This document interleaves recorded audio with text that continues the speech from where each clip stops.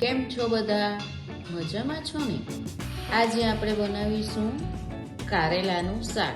કારેલાનું નામ આવે એટલે કોઈને આ શાક ભાવતું જ નથી અને બધાના મૂડ ખરાબ થઈ જાય છે, પણ આજે આપણે એવી રીતે બનાવશું કે બધાને જ આ શાક ખૂબ જ ભાવશે.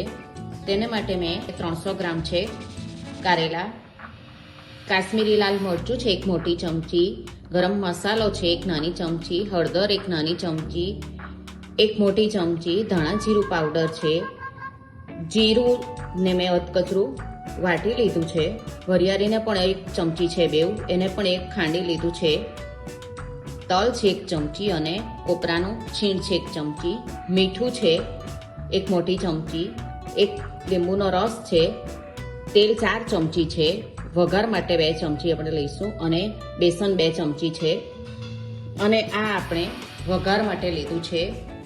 ધાણીને પણ મેં અધકચરી વાટી લીધી છે, જીરું છે, મેથી છે 1 નાની ચમચી, વરિયાળી 1 નાની ચમચી, અજમો 1 નાની ચમચી અને હિંગ છે. આપણે આ વઘાર માટે લઈશું. હવે આપણે કારેલાને કાપી લઈશું.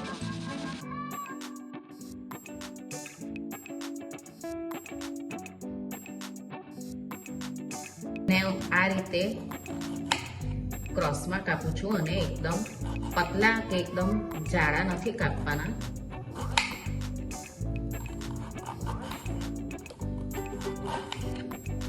જુઓ,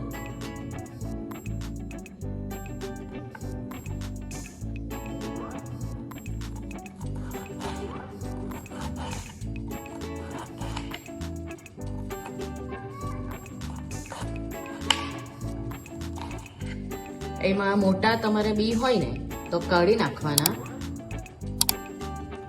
આપણે બધા જ કારેલા કાપી લઈશું. આ રીતે કારેલા આપણે બધા કાપી લીધા છે.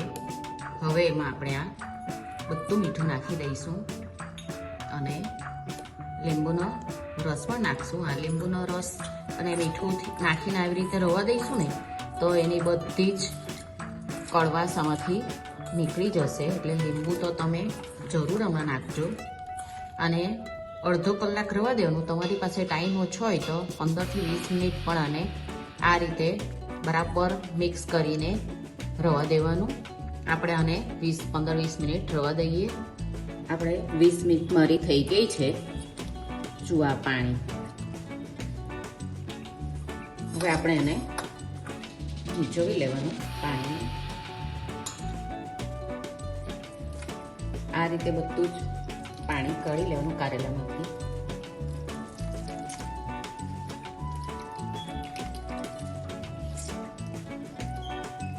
જુઓ આ બધું પાણી આપણે આટલું બધું પાણી નીકળ્યું છે એટલે બધી કડવાશ અંદર જતી રહી હશે. હવે આ કારેલામાં આપણે આ બધા મસાલા જે કાઢેલા હતા ને એ બધા જ અંદર ઉમેરી દઈશું. તેમાં બેસન છે તે પણ આપણે નાખીશું. બેસનને લીધે આ શાકનો સ્વાદ એકદમ જ વધી જશે અને એકદમ ક્રિસ્પી થશે આ શાક.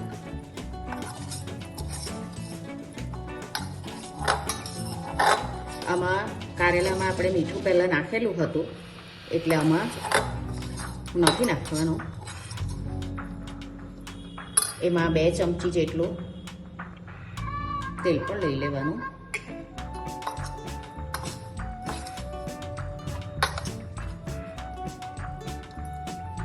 બધા મસાલા એકદમ સરસ મિક્સ થઈ ગયા છે. હવે આપણે એક પેન લઈશું. એક પેન લઈ લીધું છે અને ગેસ પણ ચાલુ કર્યો છે.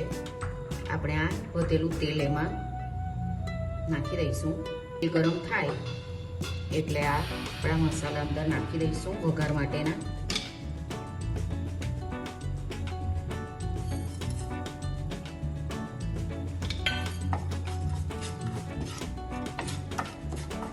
બે મિનિટ અમે સાંતળીશું. આપણે આમાં કારેલામાં મસાલામાં પણ વરિયાળી ભૂકો લીધો છે અને આમાં આખી વરિયાળી લીધી છે. વરિયાળીનો ટેસ્ટ આમાં ખૂબ જ સરસ આવે છે. હવે આમાં આપણે આપણા કારેલા નાખી દઈશું. બેસનથી આનો ટેસ્ટ એકદમ સરસ આવશે. આમાં આપણે નથી ડુંગળી લીધી કે નથી લસણ એવું કંઈ લીધું. આમાં તમારે જરૂર લાગે ચાખી લેવાનું. મીઠુંની જરૂર હોય તો થોડુંક નાખવાનું. આપણે એને 2 મિનિટ ઢાંકી દઈશું. આપણે જોઈ લઈએ.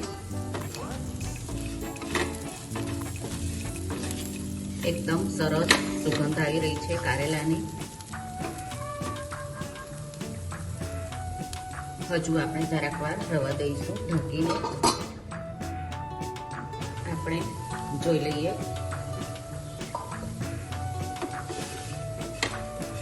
આપણા કારેલા ચડી ગયા છે.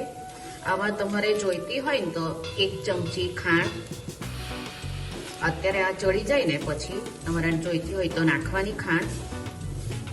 હું નથી નાખતી આમાં ખાંડ, એમ જ આ શાક બહુ જ સરસ લાગે છે. આપણે ગેસ બંધ કરી દઈએ. આપણું કારેલાનું શાક તૈયાર છે. જો એ કેટલું સરસ દેખાઈ રહ્યું છે. તમે પણ આ રીતે બનાવજો અને મને કહેજો તમને આ શાક કેવું લાગ્યું. આ તમે રોટલી, ભાખરી કે દાળ ભાત સાથે પણ એટલું જ સરસ લાગે છે. તમે પણ બનાવજો અને મને કહેજો કે તમને કેવું લાગ્યું. આપણે પાછા મળીશું બીજી રેસીપી સાથે. આવજો.